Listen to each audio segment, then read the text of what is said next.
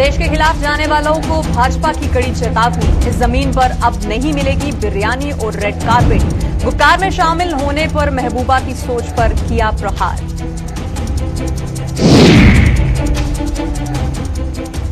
दूर दराज के इलाकों को रोशन करने में जुटी सेना। प्रोजेक्ट सनशाइन ने बुझा डाली दिए की लो।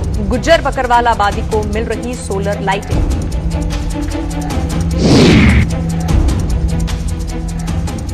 मासिक स्तर पर जनरल हाउस बैठक न होने से पार्षदों में रोष। नगर निगम के रवैये पर लगे सवालिया निशान।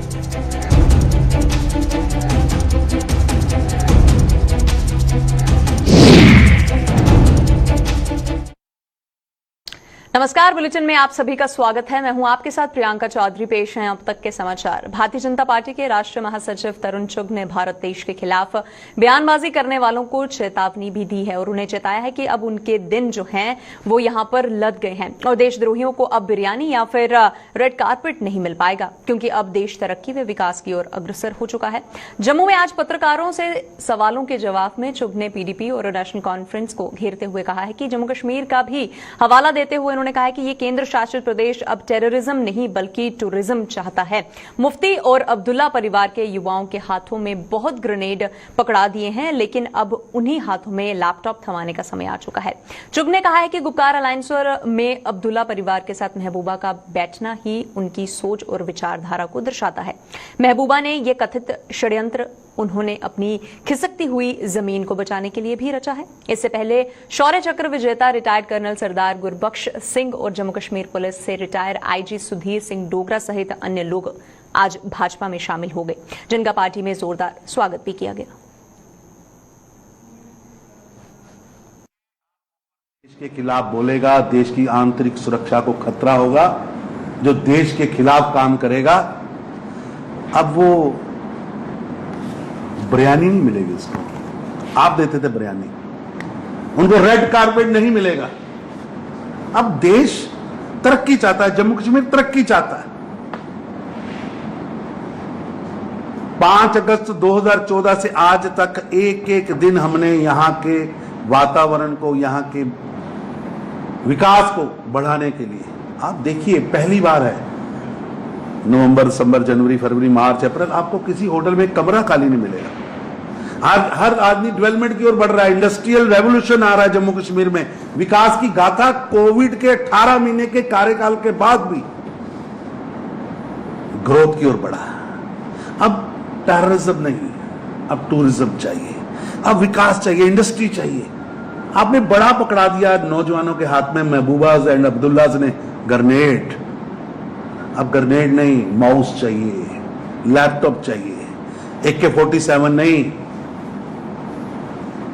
आईफोन चाहिए, विकास चाहिए, रोजगार चाहिए। टोटल फेल्योर हैं और ये लोग जो नैरेटिव इस देश के अंदर खड़ा करने का प्रयास करते रहे, उस नैरेटिव से जम्मू कश्मीर की जनता भी पीछे हट चुकी है। मैं पूछना चाहता हूं, महबूबा जी, पीडीपी का जन्म एनसी को समाप्त करने के लिए हुआ था। आज आप बड़ी बातें कर रही हैं। मैं बहन आपसे पूछना चाहता हूं महबूबा जी, गुप्कार में अब्दुल्ला के साथ बैठना ही आपकी आइडियोलॉजिकल, आपकी रणनीतिकल हार है। जिनके खिलाफ आप पैदा हुए थे, आप आज इतने असहाय हैं। जम्मू कश्मीर की जनता ने आपको नकार दिया है। अपनी डूबती हुई नाव, खिसकती हुई जमीन को वापस लेने के लिए आप चिर विरोधी इकट्ठे बैठे हैं। वो इसीलिए बैठे हैं कि आपको आपकी जमीन खिसकती दिख रही है। क्योंकि भारतीय सेना अब दूर दराज के इलाकों के उन इलाकों को भी रोशन करने में जुट गई है जहां पर फिलहाल बिजली की सप्लाई करना महज एक सपना ही है। लोगों के घरों को रोशन करने का जरिया बना है सेना का प्रोजेक्ट सनशाइन, जिसने किश्तवाड़ के दूर दराज के ऊपरी इलाकों में बसी प्रवासी गुज्जर बकरवाल आबादी को दिए की लौ से भी छुटकारा दिला दिया है। इस प्रोजेक्ट के तहत सेना इन लोगों को सोलर लाइट मुहैया करवा रही है, जिससे पढ़ाई लिखाई करने वाले इनके बच्चों को भी मानो मुंह मांगी सौगात मिल गई है। जिंदगी में कुछ बनने का सपना देखने वाले ये बच्चे अब दिए की लौ के बजाय सोलर लाइटों की रोशनी में अपना मुस्तकबिल रोशन कर रहे हैं और इस सौगात के लिए ये समुदाय भारतीय सेना की सराहना करते थक नहीं रहा है। तो हमारे बच्चे अंधेरे में खाने भी खाते थे और हमें ये बत्ती जलानी पड़ती थी, तो उससे हमारी छाती भी खराब हो जाती थी। तो आज हमें फौज का बहुत शुक्रगुजार है जिसने हमें सोलर लाइट दे दी है। तो आज हमारे बच्चे इस वक्त तालीम भी करते हैं। इसी के वजह के साथ जो फौज ने हमारे साथ बहुत हमदर्दी की है और ये सोलर लाइट मेरे हम बहुत शुक्रगुजार है। हमारे पास लाइट नहीं थी, हमें बहुत दिक्कत होती थी। आज हम फौज का शुक्रगुजार है कि हमें सोलर लाइट मिली है और हमारे बच्चे अंधेरे में पढ़ाई नहीं कर सकते थे, लेकिन आज हमें सोलर लाइट मिली है, हमारे बच्चे पढ़। जम्मू नगर निगम के कांग्रेस व निर्दलीय पार्षदों ने निगम की जनरल हाउस बैठक मासिक तौर पर न करवाए जाने पर रोष जताया है। इन पार्षदों का कहना है कि 3 सालों में मात्र 8 बैठकों का ही आयोजन हो पाया है, जिससे विकास कार्यों को गति नहीं मिल पा रही है। पार्षद द्वारिका चौधरी ने प्रेस कॉन्फ्रेंस को संबोधित करते हुए कहा कि स्मार्ट सिटी का सपना सिर्फ बातों से पूरा नहीं होगा, बल्कि पार्षदों द्वारा किए गए कामों से ही जम्मू को स्मार्ट सिटी बनाया जा सकता है। मेलाफाई टेंशन है, क्योंकि शुरू से ही आज नहीं, जब से हम इलेक्शन जीत कर आए हैं तकरीबन 3 साल से इन्होंने 8 मीटिंग्स कराई हैं। जब तक मीटिंग नहीं होगी तो काम कैसे होगा। मैं कई बार मेयर साहब को पर्सनली कहा है कि आप मीटिंग करवाती रहिए, कारपोरेशन खुद ब खुद चलेगी। ये जब मीटिंग होगी तो इनको काम करना पड़ेंगे, जब हम लोग काम बताएंगे, क्योंकि जहाँ एक्ट के मुताबिक हर महीना मीटिंग करनी है, जो कि आप बताइए अभी 3 साल होने वाले हैं और सिर्फ 8 मीटिंगें हुई हैं। हम डिमांड करते हैं कि जल्दी से जल्दी हाउस बुलाया जाए और हम लोग जो हैं, जो सफ़र कर रहे हैं लोग हमारे बाड़ों के अंदर, उनके हम जो डिमांड्स हैं वो वहाँ रखें और उनका कोई फैसला किया जाए, ताकि जो काम है शहर के अंदर तेजी से चल सकें। जो स्मार्ट सिटी के सपने ले रहे हैं सिर्फ बोर्डों से नहीं होंगे, वो कारपोरेट्स जो फैसला लेंगे तब जा करके होंगे। स्मार्ट सिटी का भी हमें पता चले कि उसके अंदर रखा क्या है, ताकि हम उसको देखें सब। अगर उसमें कोई अमेंडमेंट करनी पड़े तो हाउस उसकी अमेंडमेंट करे, हो सकता। और वहीं पर बिजली की अघोषित कटौती ने इस भीषण गर्मी में लोगों का जीना मुहाल कर दिया है। बिजली की आंख मिचौली से परेशान आरएसपुरा के वार्ड नंबर 13 के लोगों ने बिजली विभाग के खिलाफ जोरदार प्रदर्शन भी किया है और प्रदर्शन कर रहे लोगों का आरोप था कि अघोषित कटौती को लेकर वो कई बार बिजली विभाग सहित स्थानीय प्रशासन से भी गुहार लगा चुके हैं, लेकिन कहीं भी उनकी सुनवाई नहीं हो पा रही है। इन लोगों का यह भी आरोप था कि भारी बिजली कटौती के बावजूद भी विभाग द्वारा उन्हें भारी भरकम बिल जो है वो भेज दिया जाता है, जिसे चुकाना उनके बस की बात नहीं है। फालतू लंदन कराया साढ़े को, एक गरीब बंदा 200 रुपए की बिजली नहीं पूरे महीने फूकता और बिजली दे नहीं दे बिल आई 50,000 लाख रुपया 1.5 लाख रुपया बिल आई। एक गरीब आदमी कुछ भी नहीं कराया, देख इन्हें बिजली कराया आंदा नहीं है। देखो किए घर ऐसे गरीब लोग बड़े घर टीवी भी है नहीं, 100 बल्ब है उनका 50,000 60,000 70,000 बिल आ रहा है जी। ऐसे इंसाफ होना चाहिए, महीने सानू बिल आवा और बिल इंसाफ होना चाहिए। जिन्नी साड़ी बिजली फूका करते हैं इन्नी दो।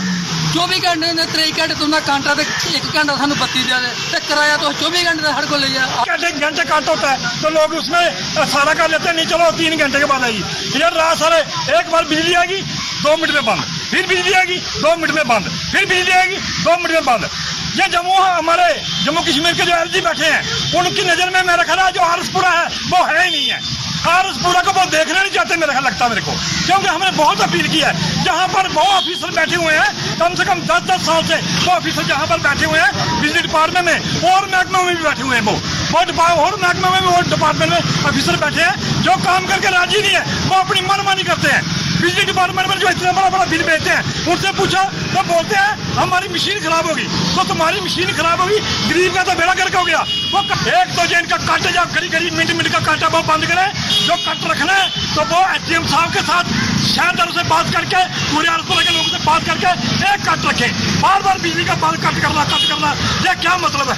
उसके बाद जो बिल भेज रहे हैं 60,000 1.5 लाख 2 लाख 50,000 का, इतने तो बिल क्यों भेज रहे हैं। इस बिल का हम विरोध कर रहे हैं और बिजली डिपार्टमेंट का विरोध कर रहे हैं। कश्मीरी पंडितों की जगती टाउनशिप में बनाए गए कम्युनिटी हॉल को एक गैर सरकारी संस्था को सौंप दिए जाने का विरोध शुरू हो गया है। कश्मीरी पंडित विस्थापितों ने आज जोरदार प्रदर्शन करते हुए इस पूरे मामले की जांच करवाने की भी मांग की है। उन्होंने आरोप लगाया है कि सरकारी अधिकारियों के इस गैर सरकारी संस्था के साथ सांठगांठ के चलते ही कम्युनिटी हॉल को इस संस्था को सौंप दिया गया है। मसला ये है कि हमने आज जो है पीसफुल प्रोटेस्ट किया अगेंस्ट जो एनजीओ यहाँ पर हेल्पलाइन ह्यूमनिटी, और दूसरा जो हमारे तहसीलदार साहब यहाँ पर जगदीश जी के हैं, रविंदर जी उनका नाम है। क्योंकि मसला ये है कि ये 20 मई को इन्होंने अलॉट कर रखा है। कुछ लोग कह रहे हैं कि इसको ताला तोड़ दिया, जबकि कल कमिश्नर साहब ने हमारे सुना, उन्होंने तुरंत जो है एक्शन किया। मैं अप्रिशिएट करता हूँ उसमें कमिश्नर साहब का, जिन्होंने तुरंत जो है एक्शन लिया और इसको खाली करवा दिया। लेकिन क्वेश्चन ये बनता है सर, इस पर जो है प्रोब होना चाहिए।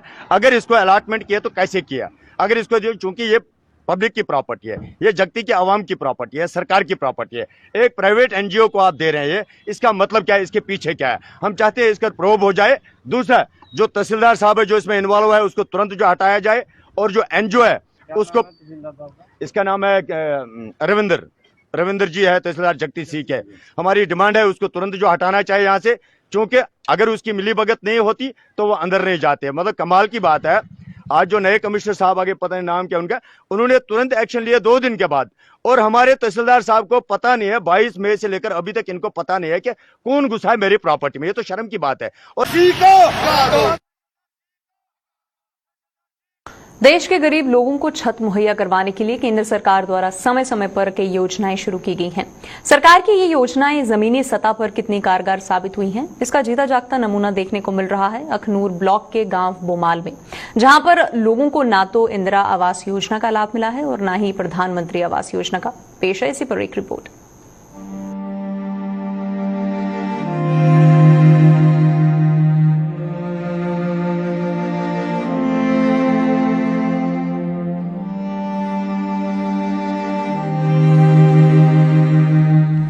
मिट्टी और घास फूस के बने ये आशियाने हैं अखनूर ब्लॉक के गांव बोमाल के गरीबी सतह के नीचे रहने वाले लोगों के।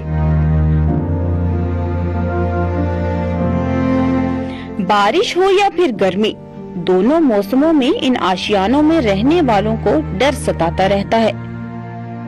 अगर भीषण गर्मी पड़े तो इन गरीब लोगों को आग लगने का डर सताता है।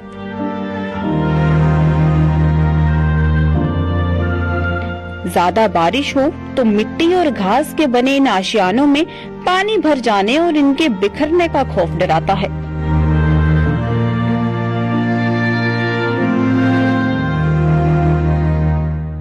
इन लोगों के मुताबिक मौजूदा सरकार आए दिन देश के गरीब लोगों को पक्के मकान बनाकर देने के दावे करती है, लेकिन उन्हें अभी तक सरकार ने कुछ नहीं दिया।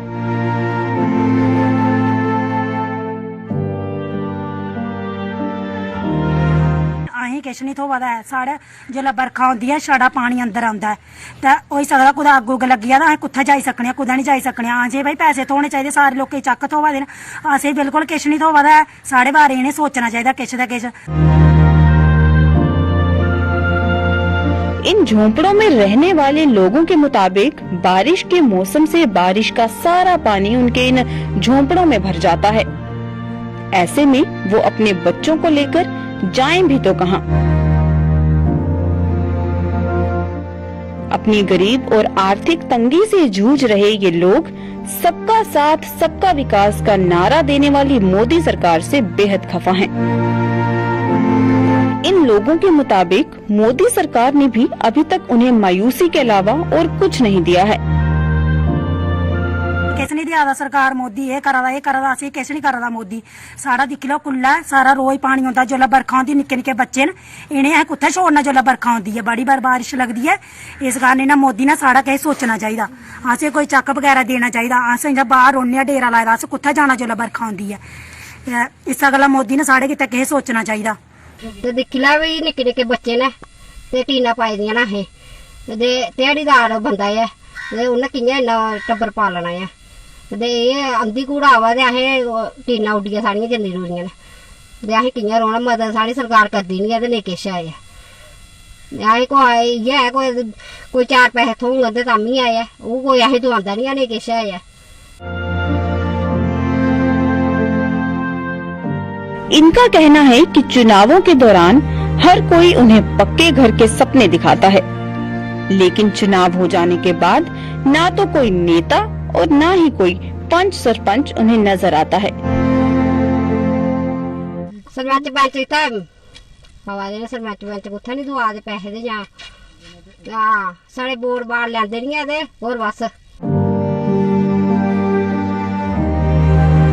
मेहनत मजदूरी करके बड़ी मुश्किल से 2 वक्त की रोटी पूरी करने वाले इन लोगों के लिए पक्का मकान बनाना एवरेस्ट को पार करने के बराबर है। ऐसे में सरकार की अनदेखी ने इन लोगों के पक्के घर के सपने को चकनाचूर कर दिया है। गांव बोमाल से कर्णदास के साथ अश्विनी चंदेल की रिपोर्ट। और वहीं पर कठुआ के district employment and counselling centre में संदिग्ध परिस्थितियों में आग लगने से अफरा तफरी मच गई है। इस भवन में अचानक ही आग की लपटें उठते देखकर लोगों ने दमकल विभाग को भी सूचित किया, जिसके कर्मचारियों ने मौके पर पहुंचकर आग पर काबू पा लिया। इस हादसे में हालांकि कोई जानी नुकसान तो नहीं हुआ है, अलबत्ता भीतर रखा ज्यादातर रिकॉर्ड जलकर राख हो गया है। आग लगने का कारण अभी तक पता नहीं चल पाया है, लेकिन अधिकारियों की माने तो ये आग शॉर्ट सर्किट की वजह से लगी थी। फिलहाल पुलिस ने मामला दर्ज करके जांच शुरू कर दी है। अभी इसका रीजन जो हमें देखने को मिल रहा है वो है शॉर्ट सर्किटिंग। तो अभी इसमें पूरा वो फायर ब्रिगेड का अपना रोल प्ले कर रहे हैं। साउंड की तरफ से कार्रवाई चल रही है हमारी। जैसे भी होगा ये सारा वर्कआउट कर लेंगे हम, क्या क्या हमारा डैमेज क्या है। रिकॉर्ड ही हमें मिल रहा है, जो ओल्ड रिकॉर्ड हमारे पास पड़ा हुआ है वो है, और जो कुछ हमारे अनयूज आइटम्स जो पड़ी हुई हैं वही डैमेज दिखती हैं अभी फिलहाल। जैसे हमें मैसेज मिला उसी वक्त हम तो पहुँच गए। तो जब हमने देखा बहुत धुआं था वहाँ पर, तो उसके खिड़की वगैरह दरवाजे वगैरह लोगों की सहायता से खोले और हमने आग पर काम करना शुरू कर दिया। आग पर काबू पाया गया, कोई जानी मानी नुकसान कोई नहीं। प्याज को लेकर मंडी से लोगों के लिए राहत की खबर है। जम्मू की सबसे बड़ी सब्जी मंडी नरवाल के थोक प्याज व्यापारियों के मुताबिक इस वर्ष समय पर बारिश होने के चलते देश भर में प्याज की फसल अच्छी हुई है, जिससे प्याज के दामों में भी बढ़ोतरी होने की कोई संभावना नहीं है। व्यापारियों ने प्याज के दामों को और कम होने की भी संभावना जताई है और व्यापारियों के मुताबिक इस समय मंडी में प्याज और आलू सबसे सस्ता है। गुजरात से निकल रही है अभी, और महीने के अंदर गुजरात से निकलेगी, अलवर से निकलेगी, मध्य प्रदेश एमपी चल रहा है, महाराष्ट्र में ज़्यादा, साउथ में बेंगलोर में भी फसल निकल रही है। कोई भी संभावना नहीं है प्याज ऊंचा होने की।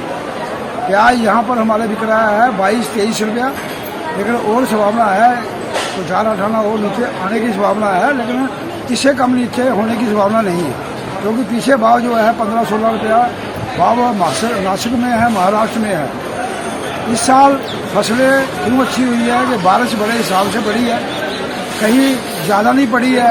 साउथ का डर था कि अगर साउथ में बेंगलोर की तरफ अगर बारिश ज़्यादा पड़ जाती तो उससे प्याज की शॉर्टेज हो सकती थी, लेकिन वहाँ पर भी बारिश बहुत हिसाब से आई है, इसलिए किसान बहुत खुश है कि फसल काफ़ी हुई है। हर स्टेट में फसल हुई है, कोई संभावना नहीं है ऊपर होने की अभी तक। प्याज की बुरी हालत है, बहुत मंदा है, स्टॉक में बहुत बैलेंस पड़ा हुआ है। माल प्याज का जो आज चल रहा है 24-25 रुपये, प्याज 20 रुपये के रेंज में आ जाएगा होलसेल में। बाकी रिटेल पे वो तो क्या बेचते हैं क्या नहीं बेचते हैं उनको पता होगा। वैसे आलू बुरी हालत, सबसे सस्ता मंडी में अगर देखा जाए सबसे सस्ता आलू, सबसे सस्ता प्याज। आलू 10-12 रुपये किलो, प्याज अपने 20-22 रुपये किलो, 23 रुपये किलो। बढ़िया प्याज। सब्जी की तो बुरी हालत है, आप सब्जी का देख रहे हैं, कोई देख लो 4 सब्जियाँ मटर वगैरह वो जो आइटम महंगी होगी, बाकी तो घिया वगैरह बुरी हालत है सब्जी की। मार्केट में जो कोरोना ने तो बेड़ा गर्क कर दिया, मार्केट में कोरोना ने तो डुबा के रख दी मार्केट से। जम्मू शहर में जम्मू नगर निगम द्वारा शुरू किए गए एनिमल बर्थ कंट्रोल प्रोग्राम के बावजूद भी आवारा कुत्तों की संख्या में लगातार बढ़ोतरी हो रही है। आवारा कुत्तों की संख्या में बढ़ोतरी के साथ साथ कुत्तों के काटने के मामलों में भी बढ़ोतरी हो रही है। जम्मू के जीएमसी अस्पताल के डॉक्टर राजीव गुप्ता ने लोगों को कुत्तों के काटने पर कुछ जरूरी सलाह देने के अलावा जेएमसी से भी एनिमल बर्थ कंट्रोल प्रोग्राम को शहर में बड़े पैमाने पर शुरू करने की अपील की है।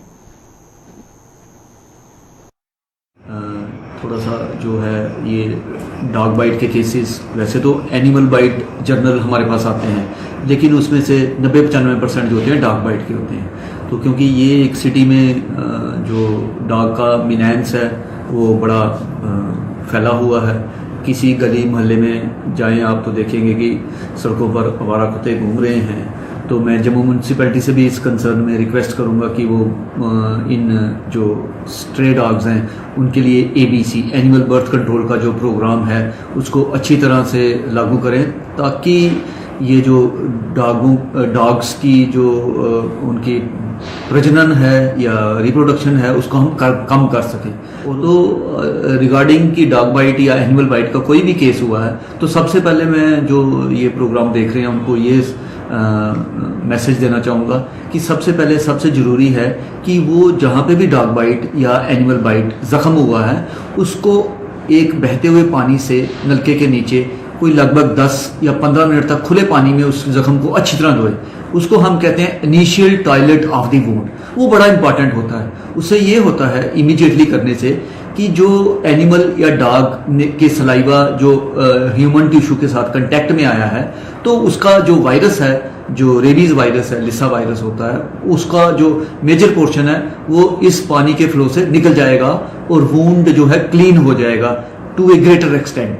तो उसमें ये होगा कि जो वैक्सीन है और जो वो चीज़ें हैं वो ज़्यादा इफेक्टिव रहेंगी जैसे जैसे हम पेशेंट हमारे पास आएगा तो उस कंसर्न में।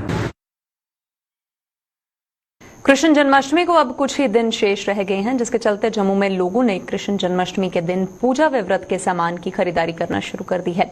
पूजा के सामान की खरीदारी करने वाले लोगों के मुताबिक कोरोना संक्रमण को देखते हुए वो त्योहार से पहले ही खरीदारी कर रहे हैं ताकि बाजार में भीड़ न लगे। इन लोगों के मुताबिक इस बार लोग कोरोना की SOP को मद्देनजर रखते हुए बाजारों में कृष्ण जन्माष्टमी की पूजा व व्रत के सामान की खरीदारी कर रहे हैं।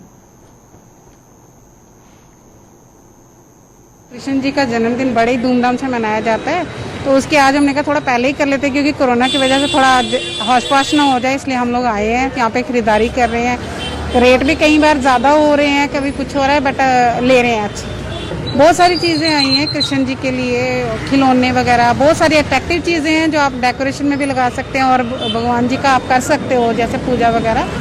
तो जन्माष्टमी का त्यौहार जो है कहते हैं कि हम अपने बड़े ही अच्छे तरीके से मनाएं, तो इसलिए हम लोग यहाँ पे आए हैं शॉपिंग करने के लिए। भगवान जी के कपड़े, वस्त्र वगैरह सब कुछ मिल रहा है।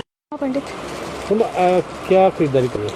यहाँ पर लड्डू गोपाल जी के लिए, कृष्ण जी के लिए खरीदारी की जा रही है जन्माष्टमी के लिए। क्या क्या खरीदते हैं?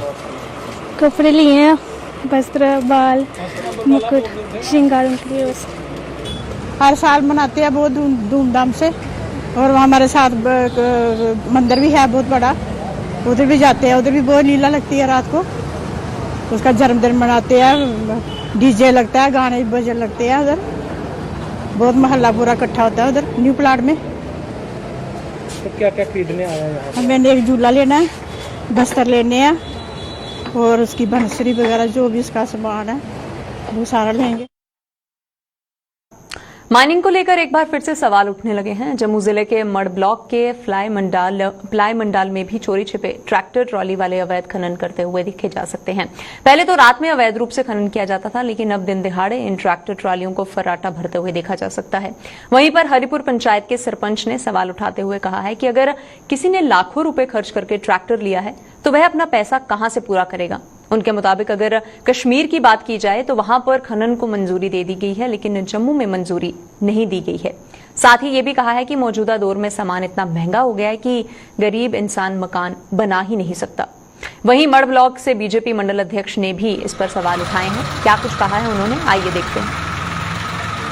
बंदे ट्रैक्टर पाएदा मेहनत गुजारा करिए ट्रैक्टर लैता उन्हें, फिर वो चलाने तभी विच स्टे लगी आ। गौरमेंट ने देखो श्रीनगर स्टे खुली है, उत्थे ट्रैक्टर चले दिन रात, लोग भी मेहनत कर रहे, लेकिन साढ़े जम्मू ताईं ना स्टे, ये ट्रैक्टर वाले चलते हैं, चोरी चलते हैं, बेचारे डर है। देखो जो ना पकोहना 10 लाख का ट्रैक्टर लैते उन्हें किस्तां तो देनियां कि उस तरीके किन्ना, लेकिन गौरमेंट ने आपू अखां मिट्टी दियां ने अपने ताईं कि पैसे चलाने ताईं, फिर हफ्ता चलता ट्रैक्टर बेबस होई है, उन्हें हफ्ता देने पौंदा। और दूसरा नंबर जी साड़ी तवी है, यदा बैड लैवल बड़ा उच्चा होई गेदा। आने वाले टाइम में जे खुदा ना खासता 2014 अंदर जे कोई फ्लड आया तो एक बड़ा नुकसान होना साढ़े 45 पिंडे ताईं। ਇਹਦਾ ਕਸੂਰਵਾਰ ਸਾਡੀ ਇਹ ਸਰਕਾਰ ਹੋਗ ਜਿਹਨੇ ਇਹ ਸਟੇ ਲਾਇਦਾ। ਜੇ ਕੱਲ ਦੀ ਉਲੇ ਹਾੜ ਆਇਆ 2014 का फ्लड आया, एक कसूरवार सारा गवर्नमेंट का होना, उला लोकें रुड़ना ये लोकें रुड़ की बात आपने बात की है। ये कहते हैं कि 100 वकीलों का जो स्टे है 100 वकील इकट्ठा नहीं होता है, हमने थोड़े इकट्ठा करना है। जो जब स्टे लिया था तो हमने थोड़े कहा था, कहते हैं कि ये तभी में जो है गंद डाल रहे हैं। तो अब तो काफ़ी समय से जो है हमारी प्रोटेक्ट चल रहा है कि इसको जल्दी से जल्दी किया जाए, लेकिन कोई ध्यान ही जाए सरकार का इस तरफ जा रहा है। लोग काफ़ी परेशान हैं, दिहाड़ी वाले परेशान हैं, क्योंकि दिहाड़ी जब जो है ना सर, रेता महंगा है, बजरी महंगी है, मिट्टी महंगी है। पहले इसका जो है वहाँ पे पैसे लिए जाते थे, पर्ची काटी जाती है, अब तो बिन पर्ची के आ रहे हैं, तो इतनी महंगी क्यों? सर महंगी इसलिए है कि ये जो है चोरी छिपे जो काम चल रहा है, पुलिस वालों को पैसा दे रहे हैं। ट्रैक्टर वाला जहाँ 200 रुपया लेता था ड्राइवर, अब वो चोरी चलाता है बेचारा, 400 रुपया लेता है वो। बुलेटिन में फिलहाल इतना ही। आप बने रहिए हमारे साथ। नमस्कार।